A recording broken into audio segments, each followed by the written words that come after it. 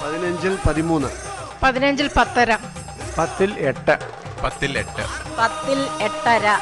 ആറ്റിങ്ങൽ നഗരസഭയ്ക്ക് 60-ൽ 48 മാർക്സാണ് ലഭിച്ചിരിക്കുന്നത്. ഇവരുടെ പദ്ധതികളും പ്രവർത്തനങ്ങളും ഒക്കെ നിങ്ങൾക്ക് ഇഷ്ടപ്പെട്ടെങ്കിൽ തീർച്ചയായും ഇവർക്ക് SMS അയക്കുക. SMS അയക്കേണ്ട format GKE space ATGL space 10-ൽ നിങ്ങൾ നൽകുന്ന മാർക്സ് 537252 എന്ന നമ്പറിലേക്ക് അയക്കുക.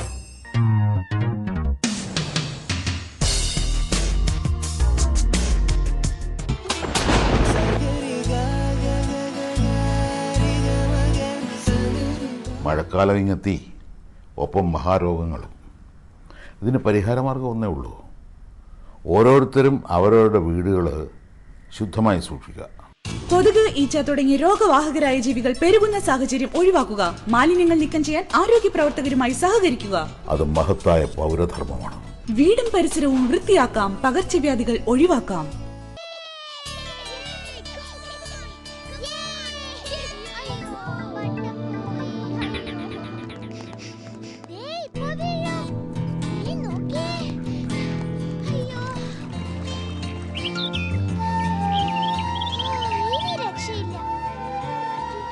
മാലിന്യമുക്തമായ ഒരു കേരളം ലക്ഷ്യമെങ്കിൽ വ്യക്തി ശുചിത്വം പോലെ സാമൂഹിക ശുചിത്വവും പാലിക്കണം.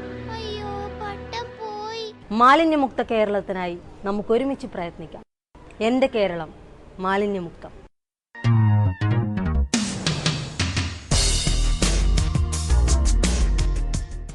മോളിലായി കറങ്ങുന്നു പങ്കകൾ, താഴെയെങ്ങും ആളില്ലാ കസേരകൾ, പ്യൂണില്ലാ കവാടങ്ങൾ, ചെല്ലുമ്പോൾ കാണും രംഗമെങ്ങും ഈ വിധം. കാൺമോർ ചൊല്ലുന്നു, ബന്ധപ്പെട്ട കക്ഷി ക്യാന്റീനിൽ പോയി. ചെമ്മനം ചാക്കോയുടെ ആളില്ലാ കസേരകൾ എന്ന കവിതയിൽ സർക്കാർ ഓഫീസിനെ വരച്ചിടുകയാണ്. വിവരസാങ്കേതിക വിദ്യയുടെ പുതിയ കാലഘട്ടത്തിൽ ഭരണനിർവഹണം കൂടുതൽ സുതാര്യവും കാര്യക്ഷമമാക്കാനുള്ള പദ്ധതികൾ ആവിഷ്കരിക്കുകയാണ് ഗുരുവായൂർ നഗരസഭ. നമുക്ക് സ്വാഗതം ചെയ്യാം ഗുരുവായൂരിനെ ഈ വേദിയിലേക്ക്.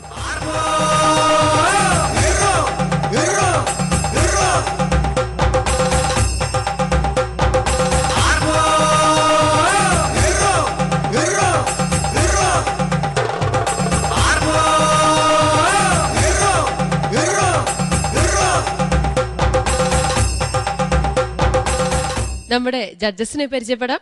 Doctor RVG Menon, doctor Vineetha Menon, Shri R Heli, Shrimati Nirmala Sanu George.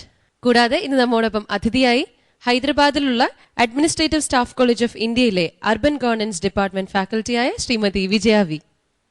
Guruvayur നഗരസഭയിൽ നിന്നും ഇന്നിവിടെ എത്തിയിരിക്കുന്നത് ചെയർപേഴ്സൺ ശ്രീമതി ഗീതാ ഗോപി, മുൻ ചെയർമാനും കൌൺസിലറുമായ ശ്രീ M കൃഷ്ണദാസ്, ക്ഷേമകാര്യ standing committee chairman Shri KT Sahadevan, councillor Shri Vijayan Pandarikkal, കൂടാതെ secretary incharge Shri KS Balan. Guruvayur വളരെ പ്രശസ്തമായൊരു തീർത്ഥാടന കേന്ദ്രമാണ്. മറ്റെന്തൊക്കെ പ്രത്യേകതകളാണ് ഗുരുവായൂരിനുള്ളത്? ഗുരുവായൂർ ലോകത്തിലെ തന്നെ അതിപ്രശസ്തമായിട്ടുള്ള ഒരു തീർത്ഥാടന കേന്ദ്രമാണ്. എന്നാൽ ക്ഷേത്ര നഗരി എന്നതിലുപരി ഗുരുവായൂരിൻ്റെ പ്രത്യേകത അനുസരിച്ച് ഒരുപാട് സാംസ്കാരിക പുരോഗതിയുള്ള നാടാണ്. അതുപോലെ തന്നെ വിശ്വപ്രസിദ്ധമായ ഒരു നഗരമാണെങ്കിലും ക്ഷേത്ര നഗരമാണെങ്കിലും ദേശീയ സ്വാതന്ത്ര്യ സമര ചരിത്രത്തിൽ ഐതിഹാസികമായിട്ടുള്ള ഒരു ക്ഷേത്രപ്രവേശന സമരം 1931 നവംബർ 1 നടന്ന ക്ഷേത്രപ്രവേശന സമരം ഭൂമി തന്നെയാണ് ഗുരുവായൂരിൽ. ഏകദേശം 7.462 ചതുരശ്ര കിലോമീറ്റർ വിസ്തീർണമുള്ള ഗുരുവായൂർ 21,000-ൽ പരം ജനങ്ങൾ താമസിച്ചു വരുന്നു. 1962 ടൗൺഷിപ്പ് ഭരണസമിതി നിലനിൽക്കെ 1994 പുതിയ നഗരസഭാ ഭരണസമിതി പ്രാബല്യത്തിലൂടെയാണ് പുതിയ ജനാധിപത്യ ഭരണം നഗരസഭയിൽ പ്രാബല്യം വന്നത്. ഗുരുവായൂരിന്റെ പ്രധാനപ്പെട്ട സുസ്ഥിര വികസന പദ്ധതികൾ എന്തൊക്കെയാണ്? ഗുരുവായൂരിനെ സംബന്ധിച്ചിടത്തോളം നഗര ശുചീകരണ മാലിന്യ നിർമ്മാർജ്ജന ഒന്നാമതായി, രണ്ടാമതായി നഗരസഭ പ്രാധാന്യം കൊടുക്കുന്ന സമ്പൂർണ്ണ കുടിവെള്ള പദ്ധതി, അതുപോലെ തന്നെ IHSDP സ്കീം പോലുള്ള കേന്ദ്രാവിഷ്കൃത പദ്ധതിക്കും മറ്റു ഇതര വികസന പദ്ധതിക്കും നഗരസഭ മുൻതൂക്കം നൽകുന്നു. ഗുരുവായൂർ നഗരസഭയുടെ ഈ പദ്ധതികളെക്കുറിച്ച് കൂടുതൽ അറിയാം വികസന കാഴ്ചകളിലേക്ക്. ഗുരുവായൂരിനെ ഒരു പുതുതലമുറ നഗരമാക്കുക എന്ന ലക്ഷ്യത്തോടെയുള്ള പദ്ധതികളാണ് നഗരസഭ ഏറ്റെടുത്ത് നടപ്പാക്കുന്നത്. രാജ്യത്തിന്റെ വിവിധ ഭാഗങ്ങളിൽ നിന്നും ഗുരുവായൂരിൽ വന്നുപോകുന്ന തീർത്ഥാടകർക്ക് വേണ്ടത്ര സൗകര്യമൊരുക്കുക എന്നത് തന്നെയാണ് ഈ നഗരം നേരിടുന്ന വെല്ലുവിളി. 3 കോടിയോളം തീർത്ഥാടകരാണ് പ്രതിവർഷം ഗുരുവായൂരിൽ വന്നുപോകുന്നത്. നഗരവാസികളുടെ ദൈനംദിന പ്രശ്നങ്ങളോടൊപ്പം തീർത്ഥാടകരുടെ വിവിധങ്ങളായ ആവശ്യങ്ങളും പരിഹരിക്കുന്നതിന് നഗരസഭാ ഓഫീസിനെ സജ്ജമാക്കുകയായിരുന്നു ഇവർ ഏറ്റെടുത്ത പ്രധാന പദ്ധതി.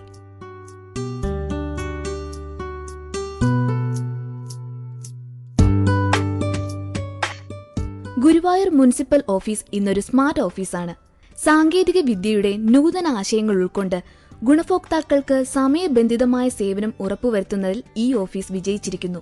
ഒരു ബൃഹത്തായ പദ്ധതി ഏറ്റെടുത്ത് മാസങ്ങളുടെ പരിശ്രമം കൊണ്ട് നടപ്പാക്കിയെടുക്കുന്നതിലൂടെയാണ് ഇത് സാധിച്ചത്. ഇൻഫർമേഷൻ കേരള മിഷന്റെ സഹായത്തോടെ നടന്ന കമ്പ്യൂട്ടർ വൽക്കരണം ഏറ്റവും ഫലപ്രദമാക്കിയ നഗരസഭയാണ് ഗുരുവായൂർ. ജനന മരണ രജിസ്ട്രേഷൻ മുതൽ ഫയൽ മോണിറ്ററിംഗ് വരെ ഇന്ന് കമ്പ്യൂട്ടർ അധിഷ്ഠിതമാണിവിടെ. സമ്പൂർണമായ കമ്പ്യൂട്ടർ വൽക്കരണം നടപ്പാക്കാൻ കഴിഞ്ഞു എന്നതാണ് ഗുരുവായൂരിന്റെ നേട്ടം. നഗരസഭയിലെ ഫയലുകളുമായി ബന്ധപ്പെട്ട ആവശ്യങ്ങൾക്ക് എത്തുന്നവർക്ക് ഇവിടെ നൂതനമായ സംവിധാനമാണ് ഒരുക്കിയിരിക്കുന്നത്. ഈ കാണുന്ന ടച്ച് സ്ക്രീനിൽ ഫയൽ നമ്പർ ഒന്ന് ടൈപ്പ് ചെയ്താൽ മാത്രം മതി. ആ ഫയലിലെ പൂർണ്ണ വിവരങ്ങൾ ഈ സ്ക്രീനിൽ നമുക്ക് വായിക്കാം. സെക്ഷനുകളിൽ നിന്ന് സെക്ഷനുകളിലേക്ക് അപേക്ഷകളുമായി അലയേണ്ടി വരുന്ന സാധാരണക്കാരായ ജനങ്ങൾക്ക് ഇത് വലിയൊരു ആശ്വാസമാണ്. സൂചിക എന്ന സോഫ്റ്റ്വെയറിന്റെ സഹായത്തോടെയാണ് ഈ ഫയൽ മോണിറ്ററിംഗ് സംവിധാനം പ്രവർത്തിക്കുന്നത്. ഓരോ ഫയലും ഏത് സെക്ഷനിലാണെന്നും അതിന്റെ മേലെടുത്ത നടപടികൾ എന്താണെന്നും ഈ സോഫ്റ്റ്വെയർ വഴി അപേക്ഷകന് അറിയാൻ കഴിയും. നഗരസഭയുടെ വെബ്സൈറ്റിൽ കയറുന്നവർക്ക് വീട്ടിലിരുന്നും ഈ വിവരങ്ങൾ ഇപ്പോൾ ലഭ്യമാണ്. ഗുരുവായൂർ ക്ഷേത്രത്തിലെ വിവാഹത്തിരക്ക് പ്രസിദ്ധമാണ്. ചില ദിവസങ്ങളിൽ 150-ഉം അതിലധികവും വിവാഹങ്ങളാണ് ഇവിടെ നടക്കുക. ഇവയെല്ലാം രജിസ്റ്റർ ചെയ്ത് സർട്ടിഫിക്കറ്റ് നൽകുക എന്ന ജോലിക്ക് നഗരസഭ പ്രത്യേക സംവിധാനം തന്നെ ഏർപ്പെടുത്തിയിരിക്കുന്നു. സേവന എന്ന സോഫ്റ്റ്വെയറിന്റെ സഹായത്തോടെ മിനിറ്റുകൾക്കകം സർട്ടിഫിക്കറ്റ് നൽകാൻ ഇപ്പോൾ കഴിയുന്നുണ്ട്. ദൂരദേശങ്ങളിൽ നിന്നെത്തി വിവാഹം നടത്തുന്നവർക്ക് ഇത് അനുഗ്രഹമാണ്. സർട്ടിഫിക്കറ്റുകൾക്കായി മാത്രം മറ്റൊരു ദിവസം വരേണ്ട സാഹചര്യം ഈ വിധം ഒഴിവാക്കാനാകുന്നു. 1970 വരെയുള്ള ജനനമരണ വിവാഹ റെക്കോർഡുകൾ കമ്പ്യൂട്ടറിൽ രേഖപ്പെടുത്താനായി എന്നതും നഗരസഭയുടെ നേട്ടമാണ്. വരവ് ചിലവ് കണക്കുകൾ നിയന്ത്രിക്കുന്ന സംഖ്യ, പദ്ധതി വിവരങ്ങൾ ക്രോഡീകരിക്കുന്ന സുലേഖ, ജീവനക്കാരുടെ ശമ്പള വിവരങ്ങൾക്ക് ആശ്രയിക്കുന്ന സ്ഥാപന, പ്രോപ്പർട്ടി ടാക്സ് വിവരങ്ങൾ രേഖപ്പെടുത്തുന്ന സഞ്ചയ തുടങ്ങി 9ഓളം സോഫ്റ്റ്വെയറുകളാണ് ഇവിടെ സജീവമായുള്ളത്. ഒരു പേപ്പർ രഹിത ഓഫീസാക്കി നഗരസഭാ കാര്യാലയത്തെ മാറ്റണം എന്നതാണ് ഇവരുടെ സ്വപ്നം. കുടിവെള്ളക്ഷാമം രൂക്ഷമായ ഗുരുവായൂരിൽ ഈ പ്രശ്നത്തിന് ശാശ്വത പരിഹാരം കാണാനാകുമെന്ന് പ്രതീക്ഷിക്കുന്ന ഒരു പദ്ധതി നഗരസഭ നടപ്പാക്കി വരികയാണ്. വാട്ടർ അതോറിറ്റിയും ഗുരുവായൂർ ദേവസ്വവും നഗരസഭയും സംയുക്തമായി നടപ്പാക്കുന്ന സമ്പൂർണ്ണ കുടിവെള്ള പദ്ധതി നഗരത്തിന്റെ കുടിവെള്ളക്ഷാമം പരിഹരിക്കാൻ പര്യാപ്തമാണ്. കരുവന്നൂർ പുഴയിൽ നിന്നുള്ള വെള്ളം വെള്ളാനിയിലുള്ള ശുദ്ധീകരണ പ്ലാന്റിൽ എത്തിച്ച ശേഷം ഗുരുവായൂരിൽ എത്തിക്കുന്ന പദ്ധതിയാണിത്. 50,43 ലക്ഷം രൂപയാണ് ഇതിന് പ്രതീക്ഷിക്കുന്ന ചെലവ്. വലിയ ലക്ഷ്യങ്ങളിലൂന്നിയ സമഗ്രമായ പദ്ധതികളാണ് നഗരസഭ ഏറ്റെടുത്ത് നടപ്പാക്കുന്നത്. നഗര നവീകരണ പദ്ധതി ഉൾപ്പെടെ വരാനിരിക്കുന്ന പല പദ്ധതികളും ഗുരുവായൂരിന്റെ മുഖച്ഛായ മാറ്റുമെന്നുറപ്പാണ്. ഗുരുവായൂർ ഒരു സാധാരണ മുനിസിപ്പാലിറ്റി അല്ല, വളരെയധികം വെല്ലുവിളികൾ നേരിടുന്ന മുനിസിപ്പാലിറ്റിയാണ്. നിങ്ങളുടെ നിവാസികളെക്കാൾ പല മടങ്ങ് 3 കോടി എന്നാണ് നിങ്ങളുടെ കണക്ക് ഇല്ലേ? അവിടെ എത്തുന്ന തീർത്ഥാടകർ അവരുടെ സൗകര്യങ്ങൾ ഒരുക്കുക, അല്ലെങ്കിൽ ചീത്തപ്പേര് മുനിസിപ്പാലിറ്റിക്കാണ് അല്ലേ? ഗുരുവായൂരിൻ്റെ വികസനത്തെപ്പറ്റി നിങ്ങൾക്കൊരു ദർശനം, അതാണ് ക്ലീൻ ഗുരുവായൂർ എന്ന് പറഞ്ഞിരിക്കുന്നത് അല്ലേ? അതിനൊരു സമയബന്ധിതമായിട്ടുള്ളൊരു മാസ്റ്റർ പ്ലാൻ ഉണ്ടാക്കിയിട്ടുണ്ടോ ഗുരുവായൂർ വികസനത്തിന്? സാർ, മാസ്റ്റർ പ്ലാൻ്റെ സംഭവമായിട്ട് കഴിഞ്ഞ ടൗൺഷിപ്പ് കമ്മിറ്റി ആയിരുന്നപ്പോൾ ഉള്ള ഒരു മാസ്റ്റർ പ്ലാൻ ഉണ്ടായിരുന്നു. എന്നാൽ പുതിയ കാലഘട്ടത്തിനനുസരിച്ച് മാസ്റ്റർ പ്ലാൻ തയ്യാറാക്കേണ്ടത് ഒരു നഗരസഭയുടെ ആധികാരികമായിട്ടുള്ള ഒരു പരിവർത്തന പ്രവർത്തനമാണ്. എന്നിരുന്നാലും അതിൻ്റെ കൂടുതലായിട്ടുള്ള ഉത്തരവാദിത്തം സംസ്ഥാന ഗവൺമെൻറ്റിൻ്റെ ഉത്തരവാദിത്തത്തിലായതുകൊണ്ട് ഗവൺമെൻറ്റിൻ്റെ തീരുമാനപ്രകാരം നമ്മളതിൻ്റെ നടപടിക്രമങ്ങളൊക്കെ പൂർത്തിയാക്കാൻ ശ്രമിക്കുകയുണ്ടായി.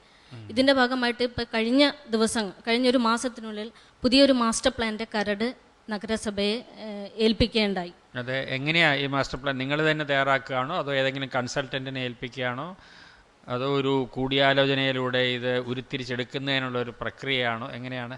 ടൗൺ പ്ലാനിംഗ് ഡിപ്പാർട്ട്മെന്റാണ് മാസ്റ്റർ പ്ലാൻ തയ്യാറാക്കി. അവർ മാസ്റ്റർ പ്ലാൻ തയ്യാറാക്കി നിങ്ങൾക്ക് അങ്ങ് തരികയാണോ? നിങ്ങളൊരു സ്വയംഭരണ സ്ഥാപനമല്ലേ? അതെ, അതിന് നഗരസഭകൾക്ക് മാസ്റ്റർ പ്ലാൻ ഉണ്ടാക്കാൻ വേണ്ടിയിട്ട് ഞങ്ങൾ എന്താണ് ചെയ്യേണ്ടതെന്ന് ചോദിച്ചപ്പോൾ ഗവൺമെന്റ് തന്നെ നിർദ്ദേശിച്ചു